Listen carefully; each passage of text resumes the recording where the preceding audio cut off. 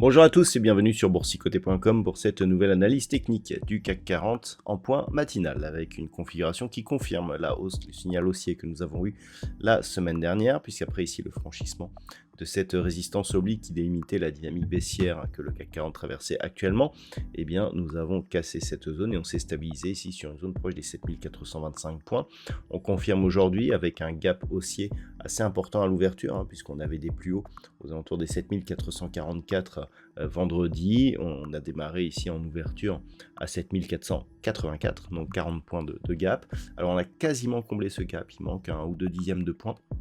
Et actuellement, eh bien, on est revenu sous la zone des 7460 points. Toutefois, avec ce nouveau plus haut, on confirme l'orientation haussière de la dynamique très court terme. Au niveau des indicateurs techniques, on se stabilise au niveau des histogrammes du MACD. Attention au retournement, puisque nous avons un RSI ici en zone de surachat. Donc pour l'instant, c'est toujours haussier, mais on n'est pas loin d'un signal de retournement. Au niveau des volumes, c'est relativement stable. Au moment où je vous parle, eh bien, le CAC 40 a des volumes nettement supérieurs à la moyenne, ce qui dénote d'une certaine conviction par rapport à la suite de ce mouvement. Au niveau du palmarès des valeurs, donc au moment où je vous parle, le CAC 40 gagne 0,36%. Nous avons quelques belles hausses à l'image de Kering qui gagne 3,59%, ArcelorMittal plus 2,6%, LVMH plus 2,4%, Société Générale, BNP Paribas sur des hausses proches de 2%. Au niveau des plus fortes baisses, eh bien c'est Danone, la plus forte baisse du jour, à moins 1,2%, Unibail-Rodamco Westfield, moins 1%, pardon.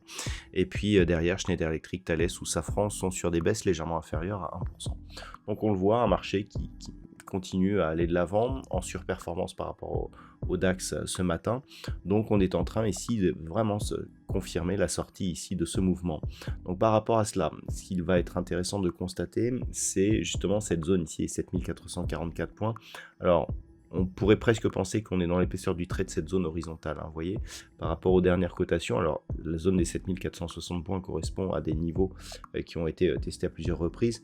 Et vous voyez que sur si on prend ici cette séquence, sur 7444 ici, on a énormément de contacts ici sur cette zone. Donc le fait que celle-ci ait été résistance vendredi et support aujourd'hui va dans le sens d'une poursuite d'un mouvement haussier. Donc l'important aujourd'hui sera d'observer ce qui se passe autour de cette zone. C'est-à-dire même si le gap était comblé, on n'est plus à un dixième de point près maintenant, et bien si on repart à la hausse, clairement, ce sera un signal de force. Même si on a ici un gap comblé puis on repart, et bien c'est un signal de continuité haussière. Par contre, si on repasse en dessous et notamment si on revient sous la zone des 7365 points, et bien là, clairement, on aura un signal de retournement et potentiellement de fin de mouvement ici haussier. Donc ça pourrait être assez violent. Ce qui veut dire que entre les deux, 7365, 7444, eh bien, on a une zone de neutralisation.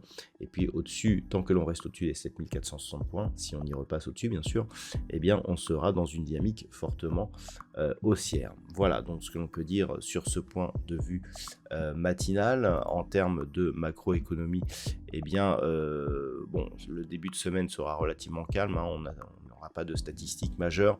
On va avoir beaucoup d'interventions de banque centrale cette semaine, ce qui pourra apporter énormément de volatilité. Voilà donc ce qu'on peut dire pour ce matin. Je vous souhaite de passer une bonne séance. On se retrouve dès ce soir pour toutes les autres analyses techniques du site boursicoté.com.